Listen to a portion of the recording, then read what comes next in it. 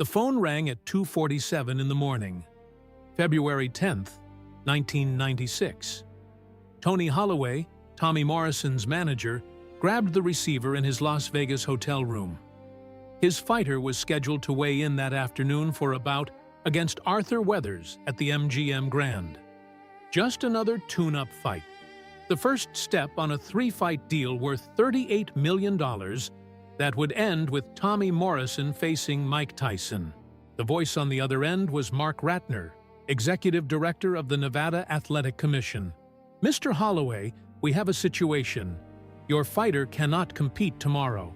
There's been a medical disqualification." "What are you talking about? Medical disqualification? What does that mean?" "I'm sorry. I can't provide details over the phone. Privacy laws.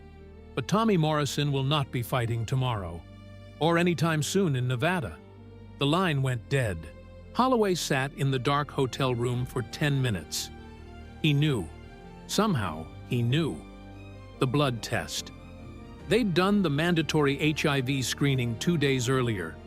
Standard procedure for all fighters in Nevada since 1993. Tommy had laughed it off, said it was just a formality. But Holloway had seen things, had heard rumors about Tommy's lifestyle outside the ring. The women. Dozens of women. Maybe hundreds. Unprotected. Reckless. Living like he was invincible. At 6:30 that morning, Holloway found Morrison in the MGM Grand Casino, sitting at a blackjack table, drinking, celebrating a fight that would never happen. "Tommy, we need to talk. Now." Morrison looked up, smiled. That movie star's smile that made him different from every other heavyweight. "Boss, what's wrong? You look like somebody died." They walked to a quiet corner. Holloway's voice was barely a whisper. "The commission called. You're medically suspended. They won't let you fight." "What? That's impossible. I'm in the best shape of my life." It's not about shape, Tommy. It's the blood test. The HIV test." Morrison's face went pale. That's a mistake. Has to be. There's no way. I feel fine. I've never felt better." But Tommy Morrison wasn't fine. And 27 years later, the real story finally emerged. Not just about the diagnosis, about what happened before, about the fight that Tyson's team spent years avoiding, about why the greatest heavyweight matchup of the 1990s never happened. To understand, you have to go back.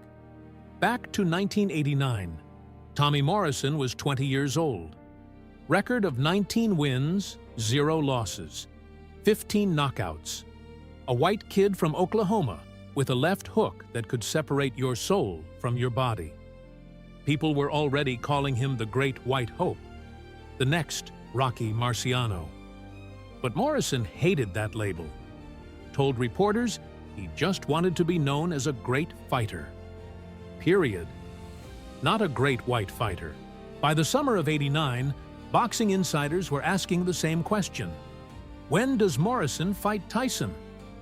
Mike Tyson was the undisputed heavyweight champion, undefeated, unstoppable. But Morrison was coming up fast, and there was something about Tommy that made people nervous, including people in Tyson's camp. In September 1989, after Morrison demolished opponent number 19, a reporter asked Don King if he'd ever promote Morrison versus Tyson. King smiled, that trademark smile, but his answer was careful.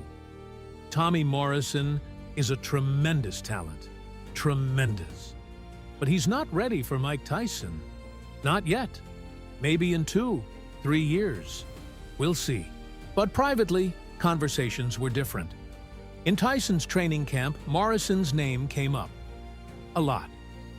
"Rooney, have you watched Morrison's tapes?" Tyson's trainer, Kevin Rooney, had watched them. More than once. "Kid hits hard, Mike. Real hard. Pinklon Thomas said Morrison hit harder than you. You believe that?" Rooney was quiet for a moment, then answered honestly, "I believe Morrison is dangerous. Got power in both hands. That left hook is a problem. And he's not afraid. Fights like he's got nothing to lose. But can I beat him? You can beat anybody, Mike. But Morrison? That's not a tune-up fight. That's a real fight. 50-50 fight. Maybe worse." That conversation happened in October 1989. It would stay private for 27 years, until Rooney, old and dying, decided to tell the truth to a documentary filmmaker in 2016. Kevin Rooney died 3 months after that interview, but his words revealed what many suspected. Tyson's team didn't want the Morrison fight. Not in '89, not in '90, not when both fighters were young and dangerous. Then came February 1990. Buster Douglas knocked out Mike Tyson in Tokyo. The aura of invincibility shattered. Suddenly, Tyson wasn't Superman anymore. He was vulnerable, beatable. And Tommy Morrison was still undefeated, still knocking people out, still asking for his shot. But Morrison made a decision that would haunt him forever. Sylvester Stallone offered him a role in Rocky V, a chance to be a movie star. Tommy took 6 months off from boxing, missed his prime window. When he came back in June 1990, the momentum was gone. Worse, Tyson was headed to prison, convicted of rape, sentenced to 6 years. By the time Tyson got out in March 1995, Tommy Morrison's career was a mess. He'd won the WBO heavyweight title by beating George Foreman in June 1993, then lost it 5 months later to Michael Bent. In October '91, Ray Mercer had knocked Morrison cold. Brutal knockout. Morrison face down, unconscious for almost a minute. It exposed what everyone feared. Morrison couldn't take a punch, had a glass jaw. All that power, but no chin. Still, Morrison rebuilt, beat Donovan Ruddock in '95, signed with Don King, got the Tyson deal. $38 million, 3 fights. First against Arthur Weathers, easy win. Then maybe another tune-up. Then Tyson, late '96. Finally, the fight everyone wanted. Morrison was 27. Tyson was 29. Both past their absolute peaks, but still dangerous, still relevant. The Morrison camp was confident. Tyson's been in prison for 3 years. He's not the same fighter. We've seen the tapes from his comeback fights. Against Peter McNeely, Buster Mathis Jr., Bruce Seldon. He's slower. His defense is gone. Tommy can outbox him. And if it becomes a war, Tommy's got the power to end it. But in Tyson's camp, there was quiet concern. John Horn, Tyson's co-manager, watched Morrison destroy Ruddock in '95. Turned to his partner, Rory Holloway. Said something that wouldn't come out until 2016. "I don't like this fight. Morrison's got nothing to lose and everything to gain. Mike's trying to rebuild, become champion again. Why risk it against a guy who hits like Morrison?" Holloway agreed. Told Horn they should try to push the fight back. Make Morrison take 2 tune-ups instead of 1. Give Mike more time to get sharp. But Don King wanted the fight. Had already sold it to Showtime. Had already started promotion. Tyson Morrison. December 1996. The fight was happening. Except it wasn't. February 10th, 1996. 2:47 a.m. That phone call, medical suspension, HIV positive. At 10 a.m. that same morning, Morrison's lawyer called the Nevada Athletic Commission, demanded to see the test results, demanded a retest, threatened lawsuits. The commission held firm. The test was valid. Conducted at Quest Diagnostics. Morrison's blood showed clear evidence of HIV antibodies. He was done. Career over at 27. February 15th, Morrison held a press conference, cried, told the world he was HIV positive, said he'd contracted it from unprotected sex with multiple partners, said he was ashamed, said he wanted to be an advocate, like Magic Johnson, help people understand HIV.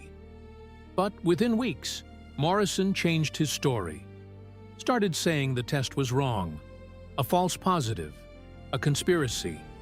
He'd spend the next 17 years denying it, fighting it, trying to get cleared to box again. In Nevada, Mike Tyson watched the press conference, stood next to John Horn and Rory Holloway in a Las Vegas hotel suite. Nobody spoke for a long time. Finally, Tyson said what they were all thinking. That could have been me in the ring with him, if this had happened 3 months from now, after we'd fought. We would have been in the ring together. Blood, sweat, cut eye, cut lip. What if Horn spoke quietly? Don't think about it, Mike. It didn't happen. You're safe, but you're thinking something else, Tyson said. Looking at Horn, you didn't want this fight anyway, did you? Horn hesitated. This is the moment that stayed quiet for 27 years. This is what Horn finally revealed to a biographer in 2016, months before he died. He looked at Tyson in that hotel suite in '96 and told the truth. No, Mike, I didn't want it. Morrison was dangerous. Not because he was better than you, but because he had nothing to lose. He'd already lost his title, already been knocked out by Mercer, already beaten by Lennox Lewis. Fighting you was his last shot at relevance, at money, at legacy. And guys like that are the most dangerous kind, because they'll die in the ring trying to take you with them. Tyson nodded slowly. So we dodged it. No, Horn said. God dodged it for us, in the cruelest possible way. Tommy Morrison never fought again in America. Tried to make a comeback in 2007. Had his suspension lifted in some states. Fought twice, won both. But by then, his body was failing. The HIV had progressed to AIDS. He was dying. In September 2013, Morrison died in an Omaha, Nebraska hospital, 44 years old. Weighed 117 pounds. Wasted away. His last words to his wife, Tricia, were about the test. It was wrong, Tricia. I never had it. They lied. Find the proof. Show the world. But the Nevada Athletic Commission released their findings in 2014. Morrison's original 1996 test was ironclad. Reviewed by multiple independent laboratories. He'd been HIV positive, probably for years before the diagnosis. All those knockouts, all that power, all that talent, and underneath it all, dying. Fighting in the ring while HIV was fighting in his blood. In 2016, 2 separate documentaries were released. One about Tommy Morrison, one about Mike Tyson's career. Both included interviews with people who'd never spoken publicly before. Kevin Rooney admitted Tyson's camp feared Morrison in '89 and '90. John Horn admitted he was relieved when Morrison tested positive and the fight was canceled. Rory Holloway said he'd never told Mike the whole truth. That in late '95, before the Tyson contract was signed, Holloway had tried to convince Don King to make the Morrison fight optional. King refused. The fight was mandatory after 2 tune-ups. Winner take all. Holloway's final words in that documentary were haunting. If Tommy Morrison hadn't tested positive, he would have fought Mike Tyson in December '96. And honestly, I think Tommy would have won. Not because he was better, but because he was desperate. And desperate men do incredible things. Mike would have underestimated him, thought the post-prison Tyson was still enough. But Morrison had that left hook, that power, And one shot, one perfect shot, could have ended everything. Tyson himself was asked about it in 2023. At 57 years old, doing a podcast interview, the host asked about Morrison. "Mike, do you ever think about what would have happened if you'd fought Tommy Morrison in '96? Tyson was quiet, looked down, took a breath. Every fighter thinks about the fights that didn't happen. Morrison was dangerous. Really dangerous. People forget. Pinklon Thomas said Morrison hit harder than me. And Pinklon fought both of us. So yeah, that fight would have been something. And honestly, in '96, I wasn't in the right place mentally. Prison had changed me. Cus D'Amato was gone. Kevin Rooney was gone. I was trying to figure out who I was as a fighter and as a man. Morrison would have come to destroy me, would have fought like it was his last night on earth, and maybe it would have been mine. The secret kept for 27 years wasn't that Morrison had HIV. Everyone knew that. The secret was that Mike Tyson's team spent years avoiding the fight when both men were young and prime. That by the time they couldn't avoid it anymore, by the time Don King forced it, fate intervened in the most tragic possible way. Tommy Morrison never got his shot at Mike Tyson. Mike Tyson never had to face the one fighter his team genuinely feared. And boxing lost one of the greatest what-ifs in heavyweight history. Not because of cowardice, because of timing, because of disease, because of life's cruel mathematics. Morrison died at 44. Tyson lived to tell the story at 57. And the fight that should have been remains frozen in history.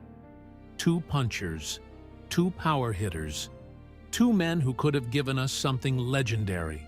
Instead, we got a press conference about HIV, a canceled fight, and 27 years of silence about the truth. Until the old men started dying and decided to talk. Subscribe if this story made you think. This is what happens when we wait too long to tell the truth. When fear keeps us quiet. When pride won't let us admit we were scared. Drop a comment. Would Morrison have beaten Tyson in '96? Was it really 50-50? Or would Iron Mike have destroyed him? And was the timing fate or just bad luck? Turn on notifications. We're telling the stories boxing tried to forget. The fights that almost happened. The secrets that shaped history. The truth that only comes out when the fighters are too old to care about protecting their legacies anymore. Tommy Morrison, January 2nd, 1969 to September 1st, 2013. The fighter who never got his shot. The secret Mike Tyson's team kept for 27 years. Rest in power, Duke.